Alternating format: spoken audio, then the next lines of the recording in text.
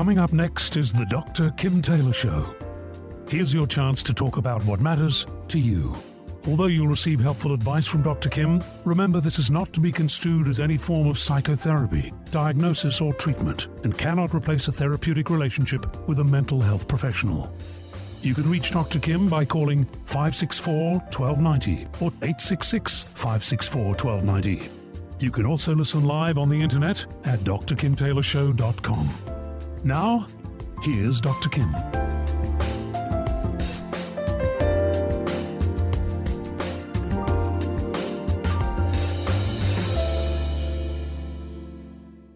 Today I'm asking the question, is that difficult person in your life a narcissist? I have recently been reading a book titled Disarming the Narcissist. It's Surviving and Thriving with the Self-Absorbed. It's written by therapist Wendy BEHARY, and she asks the following questions. Do you know someone who only thinks of themselves and their own needs?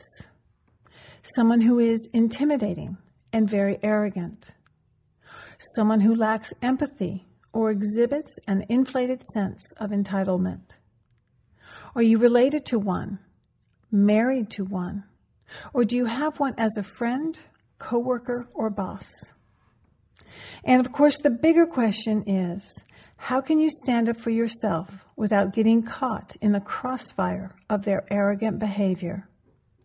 Now, it's only been in recent years that the term narcissism has come into focus as the behavior of celebrities or reality stars, even sports superstars and politicians, has been swirling in the spotlight as their self-serving lifestyles and attitudes of entitlement have really been the topic of many news stories and a lot of the entertainment shows.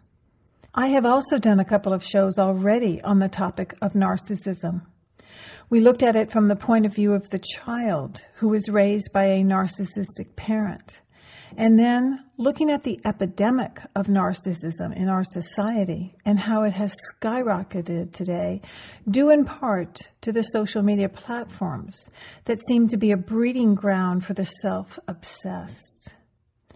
And today I'm doing another show because it is important to recognize a narcissist and to know how to deal with one if they are in your life.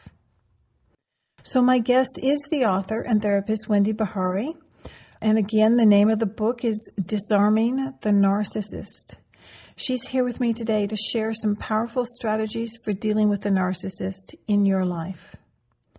So if you have any thoughts or comments, or if this is happening to you in your life and you would like your question answered, by all means, give me a call at 805-564-1290, or you can email me at drkim@drkimtaylorshow.com. Come on back after the break. We have lots more to talk about, and my guests will be here to answer your questions. I'm Dr. Kim Taylor, and you're listening to KZSB AM 1290. You are listening to Dr. Kim Taylor on KZSB AM 1290. We are talking about how to deal with someone in your life who is a narcissist. And if you're in any sort of close relationship with a narcissist, you may be feeling really frustrated and even at your wit's end. But today I'm talking with Wendy BEHARY. She's a licensed clinical social worker. She has a book out called Disarming the Narcissist, and we are talking about how to understand and work with one. So welcome to the program, Wendy. Hello, Dr. Kim. Thanks for having me. Yes.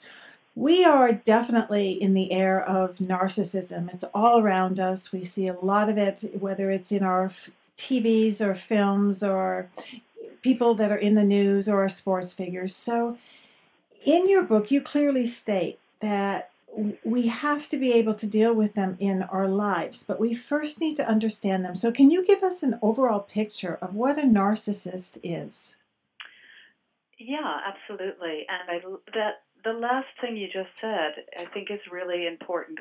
When we understand them better, we have a tendency to personalize it less, which can become very dangerous when you're dealing with narcissists. We'll probably get into that a little bit later. But to start out, how do we identify them?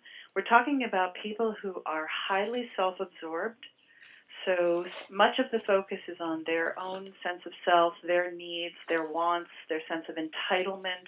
They can be controlling.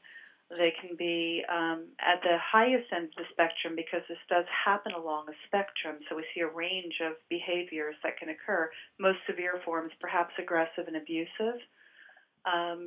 Mostly you'll get this sense that, they want what they want when they want it, and that there's this kind of double standard rule. By the same token, they can be very charming and delightful at times, too, and be incredibly heroic.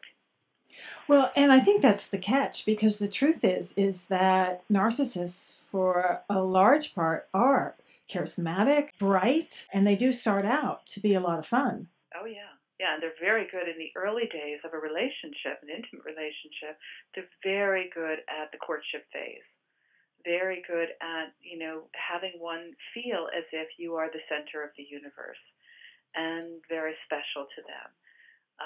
They do, unfortunately, have a lot of trouble maintaining that level of intimacy. It's, in fact, so grandiose very often in the beginning, and their charm is so ever abundant. And then they don't just sink to like a baseline of a normal average relationship. It sinks even lower to where that person has completely, seemingly disappeared. So they may go into this courtship, we'll call it, and they're very excited by that, and it's kind of the thrill of all of that. But what actually happens to them midway? I mean, why can't they sustain this? Well, it's kind of like a child with a shiny new toy.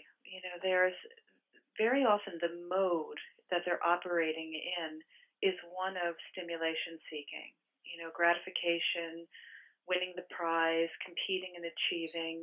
It's a performance-oriented mode. They're not very skillful in the world of connection, although it can feel like they're connecting with you. People who work with them, people who deal with them in their everyday professional lives can sometimes be caught off guard, because it feels like they know how to connect with you. And then the next moment you feel sideswiped, because so much of what they're doing is about winning your approval, winning the game, and they're very good at performance.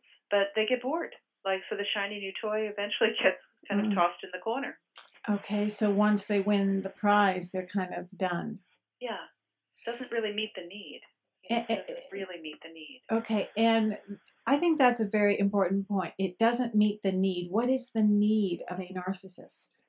Like everyone else. Their needs are just like everyone else, except that they have closed the valve. So they have the needs we all have, to feel loved, to feel unconditionally loved and accepted, to feel, to be able to make mistakes, to be able to be understood. They have those needs, but unfortunately, because so many of them in their history where there's been a compromise, they haven't gotten those needs met adequately, or there's been so much emphasis placed on performance and achievement and competition and winning, that this is all they know. This is the world they know. And so those needs are left kind of starving, kind of hungry underneath, but they don't know how to operate. They don't know how to really go into relationships in a meaningful, intimate, authentic way. I mean, sometimes you'll catch glimpses of that vulnerability in more extreme cases of tragedy or loss or, painfully devastating consequences. But it's really difficult to see them in those modes or keep them in that vulnerable space. It's the thing that keeps partners so attached to them, is because you get a little glimpse of it, and there might be a good soul underneath that's like everyone else, but you just can't get enough of it. Oh, and that's like bait for women. Totally. They like nothing more than to be able to think that they can save this, and to find that person that's under all of that. Yeah. And yes. to bring them out. So is the problem that you say they have the same need as everyone else? So is it really that they just can't receive it and feel fulfilled when they get attention or love or acceptance? It's a great question, Kim, and it's a complicated one. I think part of the problem is that for some, depending upon whatever path they've come through, meaning in their development, in their lives, narcissism is not a genetic condition. But they might have maybe something in their temperament, in their biological makeup that predisposes them to have those tendencies in their behavior. I say it like this: if you're a child who comes into the world and is highly sensitive, needing a lot of attention, affection, maybe even more than the average child, and you're matched with an environment that's, rather grim, or there's a depressed person in the family, or there's an immigrant dad who's just trying hard to get his kids all through school, where there isn't enough time, attention, patience, endurance, tolerance for the child who's really sensitive, or for any of the children who might have those needs. If you get the message somewhere along the way that needing people, feeling afraid, feeling sad, feeling lonely is a weakness, is a defective, flawed quality, then you steer clear of that.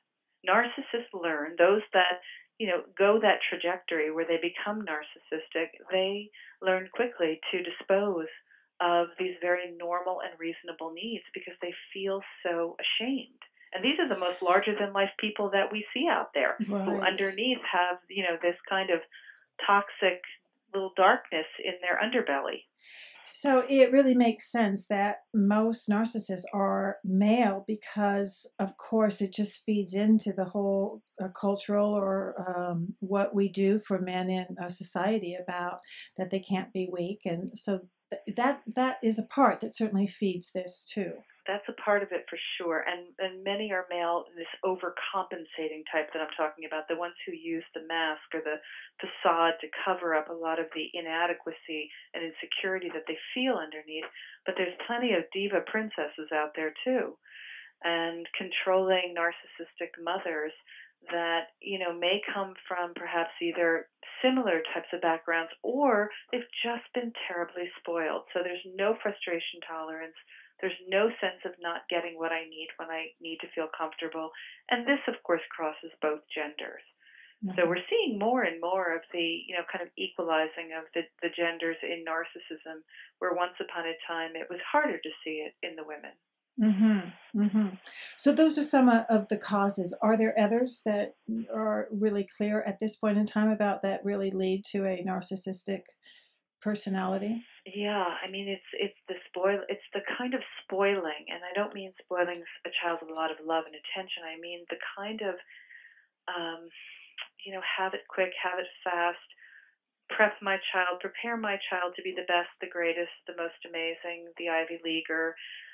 Not that there's anything wrong with, having ambition to go to a good school, but it's the child who has come from this place where resources are abundant, and they never feel the struggle. They never build the muscle that it takes to live in the world of dealing with conflict, being uncomfortable, standing in line, being patient, waiting your turn, give and take, the things that make for interpersonal success. So they might be highly successful, in other places in their life, but interpersonally is where they have the greatest defeat. That kind of makes sense. Where if we look now at what's going on with all of the social media platforms and the parents posting every picture, video of every milestone of every child, this also is going to be feeding more and more kids to think that they are really, really important and better and show off, and it just feeds it, right?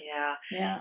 Unfortunately, it's become an amazing hiding place for people who have that quality of not feeling good enough or struggling or believing that I'm so special that everyone wants to see my next breath. And I think that posting pictures of your children is okay if it's not about their performance, if it's not about them being the prettiest, the most handsome, the winner of the trophy. If it's just, this is my child and they're precious to me. Okay, you're sharing it with family and friends. You want people to appreciate the love. There's a difference between that and focusing so much on the child being the preeminent, winner of all battles and all challenges. That's problematic. And so there's a great facade that happens in social media. As much as I think social media also has its benefits, I think there's great costs. And that you really need to be careful about how it's used and what the purpose is, I think, in all of this. So we do need to take a quick break, but what I want to just talk about prior to that is let's be really clear about what the difference is between self-esteem and confidence and narcissism? Because most of us would say that there really doesn't seem to be a downside to somebody being nice and confident. Mm-hmm. How do you tell the real difference between the two? Yeah, and yeah, it's perfectly said the way you just stated it. And the way you tell the difference between the two is that the person who's highly confident is also able to see the and recognize the the feelings, the experiences, and the achievements of others. So it's not all about them. It's not. There's a reciprocity. There's a sense of empathy and appreciation, and kind of sharing the planet. When it comes to feeling good about yourself, you can also appreciate someone else feeling good about themselves and being good and deserving that same recognition.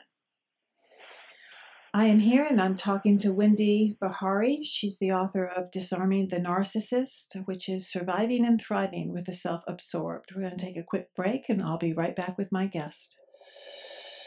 You are listening to Dr. Kim Taylor on KZSB AM 1290. If you are just joining me, my guest is Wendy BEHARY. She's the author of the book Disarming the Narcissist, and she's a licensed clinical social worker. So we're talking about, is there a person in your life that you have a lot of difficulty with, and could they possibly be a narcissist? Wendy, you have said that the telltale sign of a narcissist is their lack of empathy. So what is it that limits their capacity for empathy?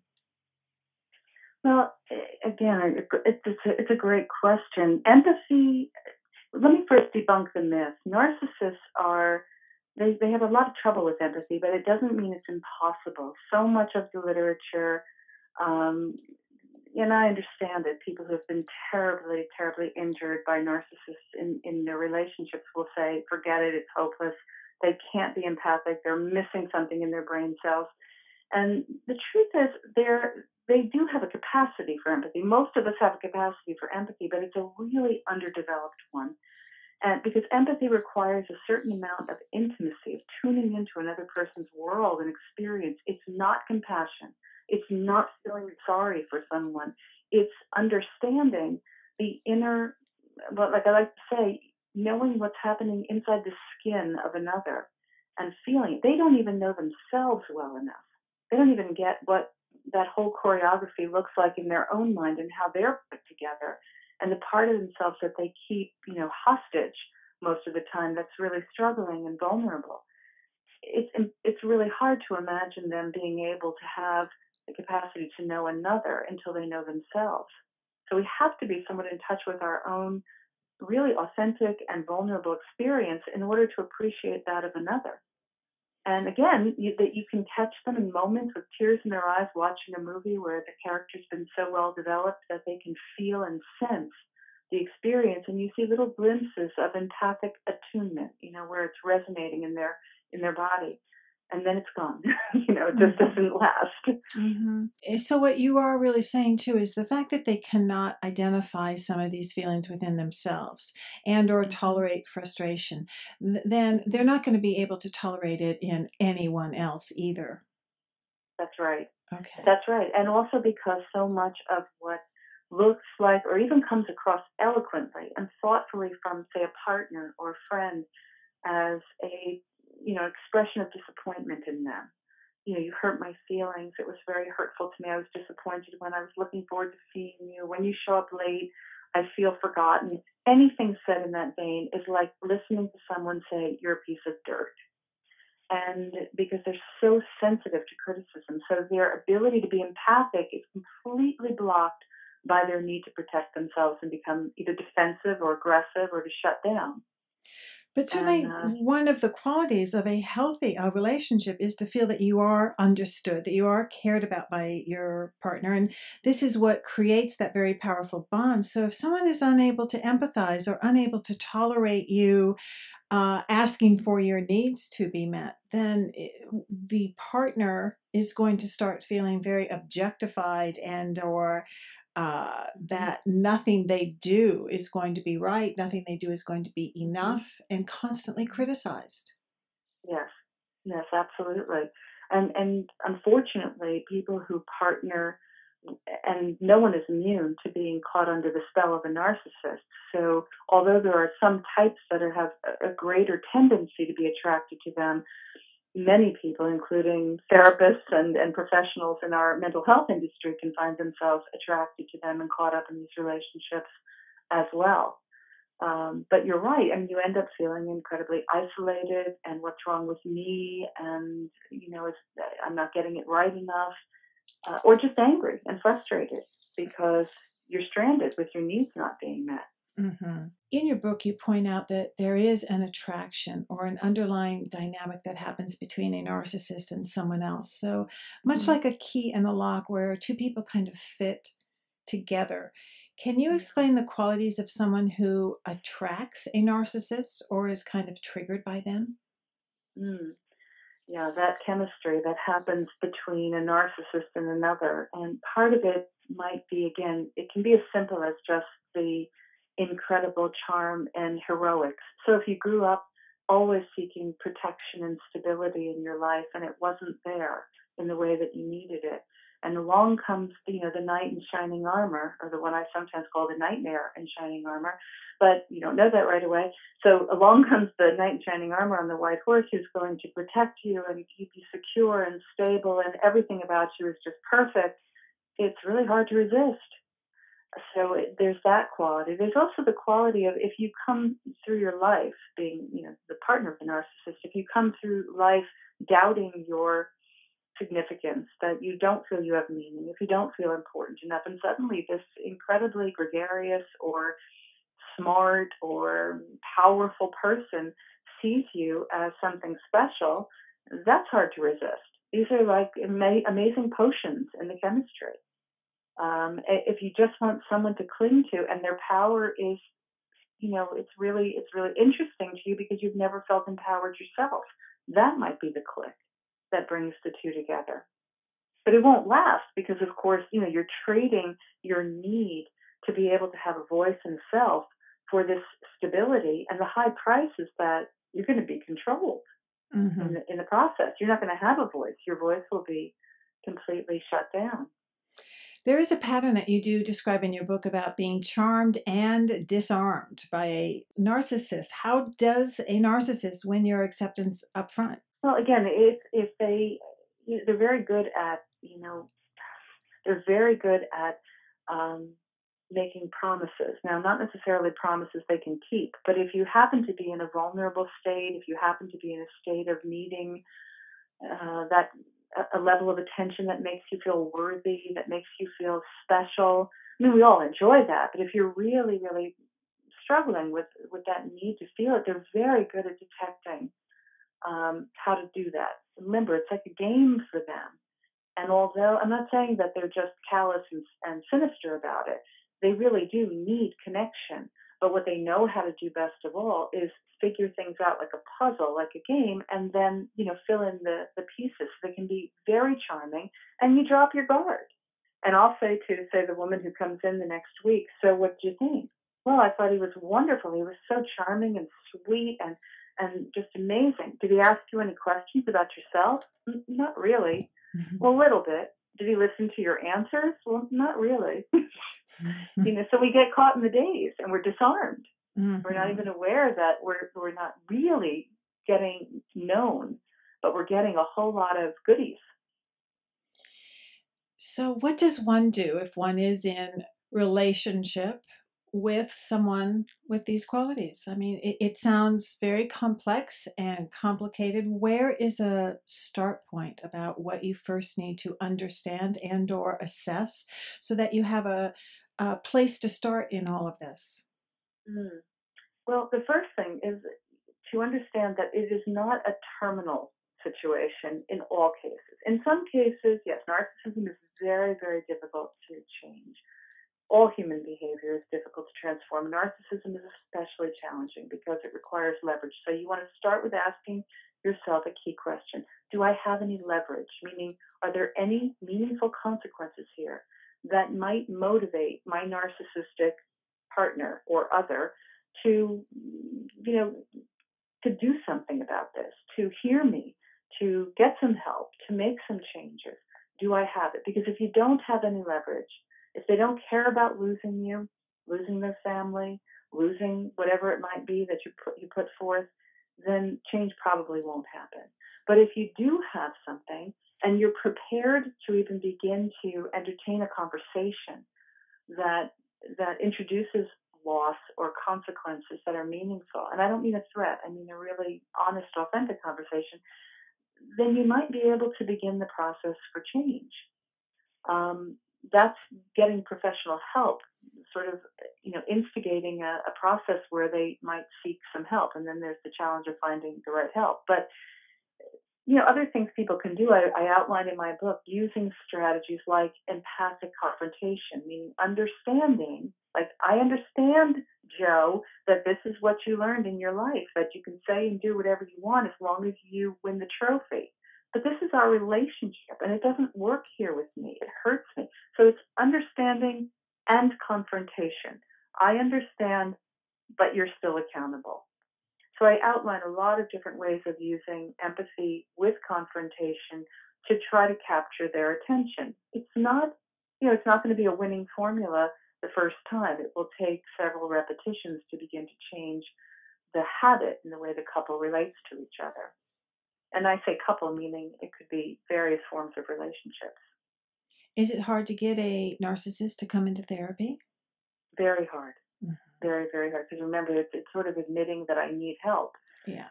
So you have to have that leverage. There has to be something that they don't want to lose. They come in because they're going to lose their driver's license because they drink and drive and they get caught. They're going to lose their job because they're so insubordinate and they're so perhaps rude or aggressive. Or entitled or lazy. They come in because they've been threatened that they're going to lose their relationship, or their adult children have stopped talking to them, or their friends just, have said, I've had it with you. You keep canceling on me, you show up late, you treat me like I don't matter. Well, you brought up a very good point when you said that when they come in to finally seek treatment, it would take an exceptional therapist to be able to really hold his or her ground with someone like this and not have what's done to everyone else in the presence of a narcissist be done to the therapist also. God, yeah, you said that very well again, Kim. It's one of the greatest challenges, these two. First is finding the leverage that will compel them to at least step in the door. That doesn't mean you're getting somebody who comes in happily. You're getting someone who may be coming in begrudgingly. And chances are they could begin to launch that towards the therapist. They'll either try to charm you or they're going to try to put you in your place very quickly so they can be off the hook. And it takes a therapist who has, who is fairly sturdy in their skin, who understands, again, the understanding of the narcissist lessens the personalization of it. So I don't take it personally, but I do have to act as kind of a reflector of the world outside. So if I'm sitting with someone who is being very critical, I can appreciate why they have this mode, but that doesn't mean it's okay. And if I'm not sturdy enough, I may find myself doing things like just agreeing with them because I'm uncomfortable and I'm intimidated or I'm overly impressed. One of the things that made me laugh out loud when I read your book was that you, in a very honest way, you put out there exactly what it felt like to you the first time that someone like that walked into your practice and how ineffective that you were and so unprepared for this kind of onslaught that it really kind of hit you right between the eyes. But it did make me chuckle. Oh, yeah. The fantasy of, how about another career and what am I doing? And making mistakes. I've learned from making a lot of mistakes and working with them, how to work with them more effectively. And but it's difficult. And there's not a lot of therapists out there who are so comfortable working with narcissists, which is part of the reason why we don't have a lot of good outcome on, treatment that allows for change. Although I can say they can change. They may not change 100%, but then again, I don't think anyone does. But they can make meaningful change if they're in the right kind of treatment and if there's the right kind of leverage that matters to them. Well, and I think that you do a great job with some of the tapes that I've seen of yours where you do teach the therapist how to treat them. But you also do a lot of work with couples and very high conflict couples that have a lot of these issues involved too. So we do need to take a quick break, but I'll be right back with my guest, Wendy BEHARY, author of Disarming the Narcissist. Stay with us. You are listening to Dr. Kim Taylor on KZSB AM 1290. Today my guest has been Wendy BEHARY, and we're talking about her book, Disarming the Narcissist. I have an email that just came in and I wanted to read it to you. It says, Dr. Kim, I must be stuck with a narcissist. Everything that you have just been talking about sounds like my life with my husband. When we got married, he seemed very charming, bright, ambitious, and I felt he really cared about me. But now it feels like he is turned, and every time he speaks to me, I feel that he is either putting me down or judging me. I can't ever seem to do enough or be enough for him. He's very controlling. What do you suggest I do? Is the only answer to leave him? So there's the question I think we really need to ask is, can the narcissist really change, and what would it take? Mm-hmm. Yeah, and thank you to the listener who wrote that in. Because that's Terry, yes. Thanks, Terry. I think it states so clearly what so many women, I work with narcissistic men primarily, and I have colleagues who work with women, but so many women will write to me who are in relationships with this type of narcissistic man. And it's a dilemma. So we'll start with, it's a dilemma because there's no easy solutions, especially if you have a family. I've run a support group for women who have little children and will say, you know, sure, I could leave, but then I'm leaving my children with a man who doesn't believe he should use seatbelts and thinks it's okay to drink and drive because his tolerance is more unique than anyone else's when he drinks alcohol, and, you know, tends to be very controlling and perfectionistic, and the children get very stressed. So there's no easy solution. And there's also, you know, the women who inspired me to write this book were the ones who would say, am I crazy? I love him. I see parts of him that are very wounded, and I love this part of him. And I keep thinking that if I just keep loving him better, maybe the wounding will heal. Mm-hmm. And the truth is, it can, but at what price to you?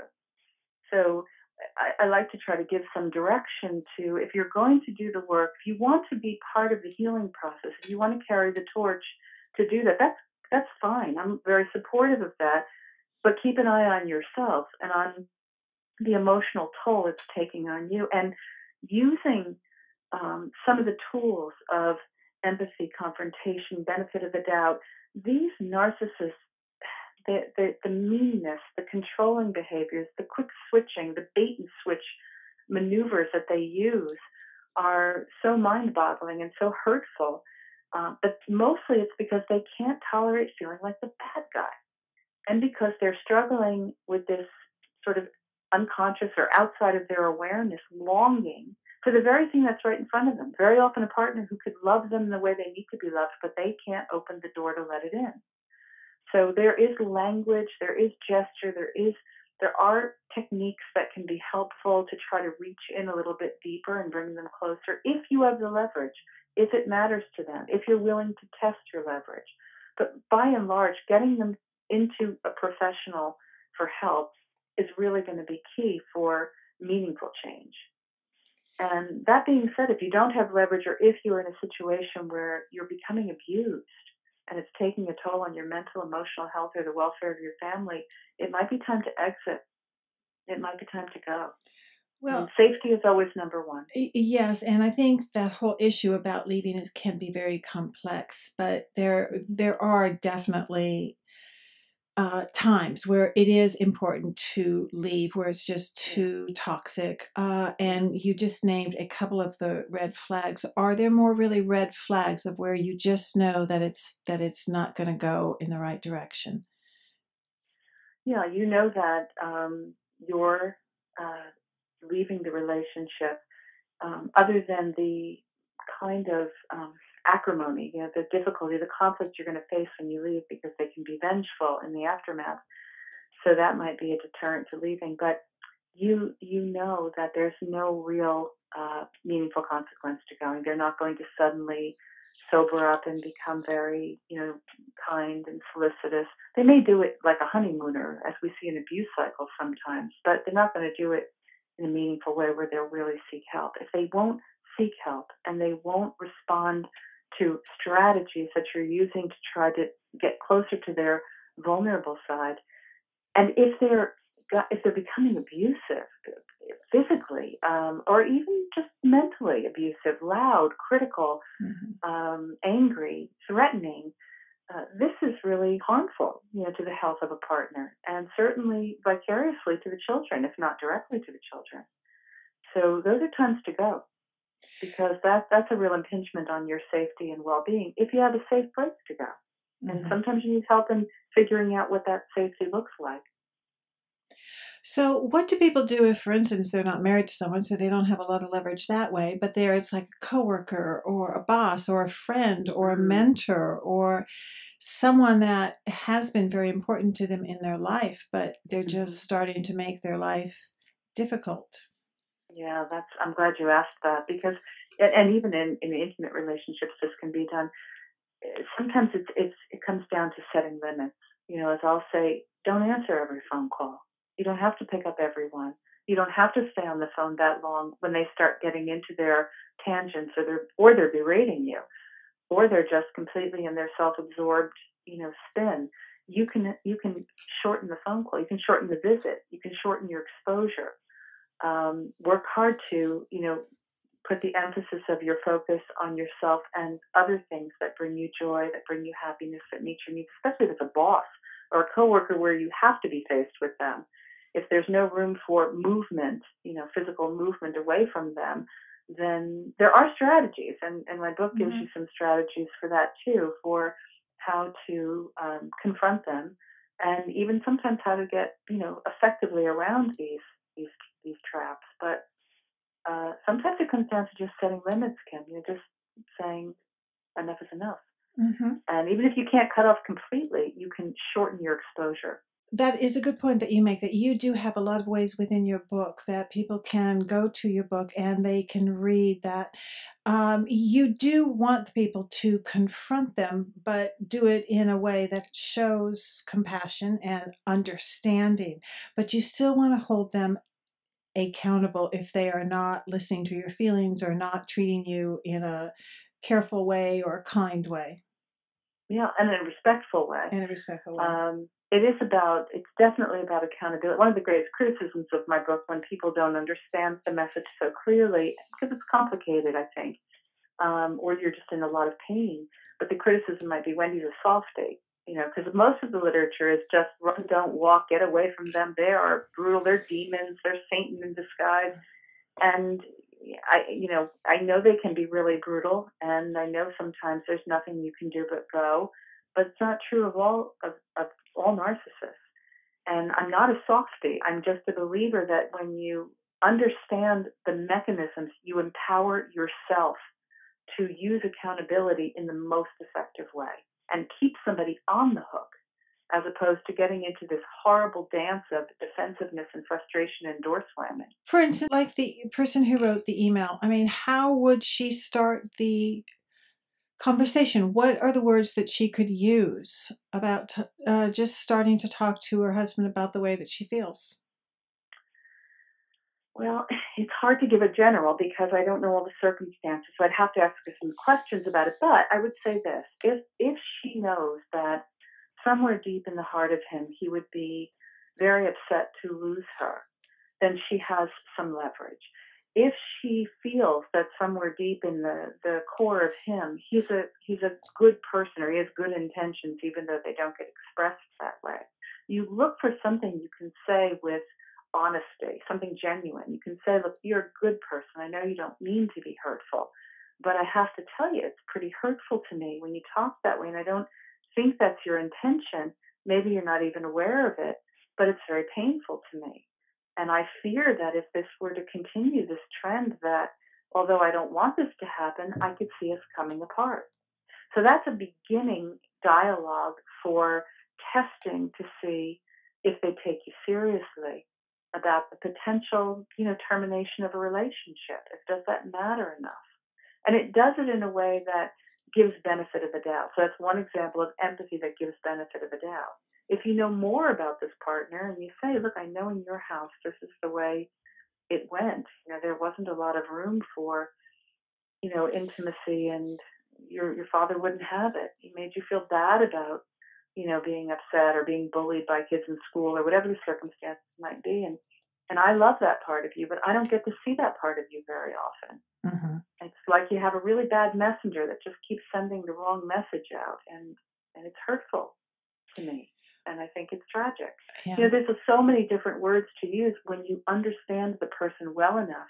Again, remember, you are empowered to confront more effectively. Well, and what I like with what you just said is the way you say it. And what I would like to say is that if people read your book, you talk like that a lot in your book, and you help people with how to say what it is that they need and how to say it in the right way, so perhaps they can get in and they can be heard by this partner. So I want to thank you very much for that. We are now at the end of the hour. This has gone by very, very quickly. Is there some contact information that you would like to leave if someone would like to reach you? Oh, yeah, sure. Thanks. And thanks for having me, Dr. Kim. It's been a pleasure. My website is www.disarmingthenarcissist.com, and my email address is wendy.behary, BEHARY, @gmail.com. All right. Thank you very much, Wendy BEHARY. She's the founder and the clinical director of the Cognitive Therapy Center of New Jersey and a faculty member at the Cognitive Therapy Center and Schema Therapy Institute of New York. And you do maintain a private practice. Thank you very much for being here. And I'll also have your contact info on my website. Stay with me. We'll be right back after this short break with some closing comments. You are listening to Dr. Kim Taylor on KZSB AM 1290. Well, that is the end of my program for now. If you would like more information on my guest, Wendy BEHARY, and her book, Disarming the Narcissist, I will certainly post those on my website at drkimtaylorshow.com. So there's always a lot to talk about. I love to hear from you, and I will be back here again next week, next Thursday at 5 o'clock. So if you missed any part of this show and you'd like to listen to the rebroadcast, they will be Thursday evenings at 10 p.m. and Sunday morning at 9 a.m. right here at KZSB AM 1290. You can also download iTunes for the weekly podcasts, plus YouTube. And again, the links are at drkimtaylorshow.com. So I want to thank Mark Giles, my engineer, and to tell you, be well until next week, where I will be back here live at 5, as I am every Thursday afternoon. So I'm going to leave you with this, which I leave with you every week, which is nobody else has to change in order for you to feel better. Be focused on the part that you do have control over, which is your own thoughts, feelings, and actions, and then be willing to change just that. Take good care until next time.